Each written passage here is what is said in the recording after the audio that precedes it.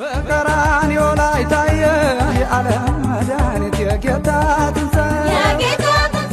አሁንም በድጋሚ በያላችሁበት መልካም የፋሲካ በዓል እያለን አሁን ደግሞ የኦሮምኛ ሙዚቃ ምንሰማበት ሰዓት ላይ ደርሰናል። ቪዲዮ ገላን ዋላሽ የሚል ሙዚቃውን እዚህ ስቱዲዮ ያቀርብልናል። አሪፍ ቆይታ ይሆንላችሁ። ይሜ በቀራንዮ ላይ ታየ የዓለም መድኃኒት የጌታ ትንሣኤ nakamya washankor lomi jala nakamya washankor lomi jala afurake madabe samoni kana ansagale dedabe samoni kana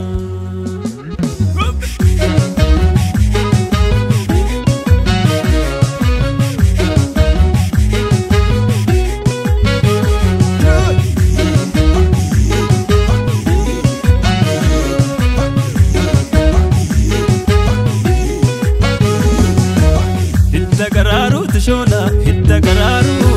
bochenam bochis shola wanna mararu hitta kararu shola hitta kararu bochenam bochis shola wanna mararu hitta kararu shola hitta kararu bochenam bochis shola wanna mararu hitta kararu shola hitta kararu bochenam bochis shola wanna mararu tulshi abegu lunshe tam gamadedani shetam gamadedani utlu tabati yashakke sinbegani lesin begani ziyadina yadu yashakke talabali yodufte manatu ziyadina yadu yashakke talabali yodufte manatu kawena ratu ranko bawe mukahe honta mukahe umake bubbiza lesi urgahe fo linurgahe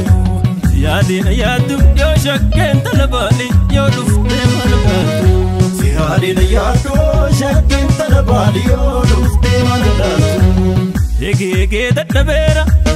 amma ka egungumufi namasirra dadabera dombirbite gokufi ege dadabera amma ka egungumufi namasirra dadabera dombirbite gokufi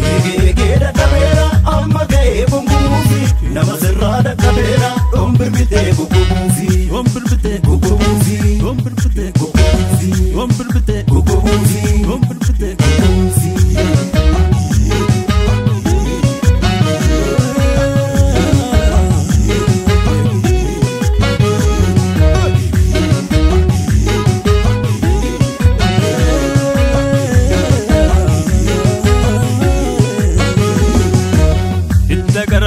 shola hitta kararu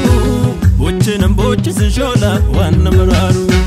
hitta kararu shola hitta kararu bochenam bochis shola wanna mararu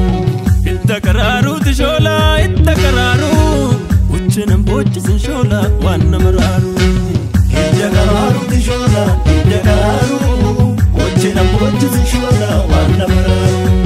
labu matantura risana te daggalayo kan shira atulitte ka tasafa he galgalayo gaib sacha male dukkan ni saruba na mani sabadi ko fi male ku kam ni lugada na manu ibodar batatolu to birinti na chonkola sani dal jango dalchu dal chani makawa ko pasani atada waya fishe sha yami chata warabakani biyo ko wala she ko takaba kan kesada ziyadina yadu yashakke talabali yodufte manalatu ziyadina yadu yashakke talabali yodufte manalatu ege dadabera amma ka egungumufi namasirra dadabera dombirbite gokufi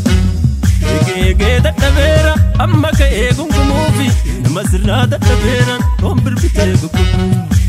ege dadabera amma ka egungumufi namasirra dadabera dombirbite gokufi dombirbite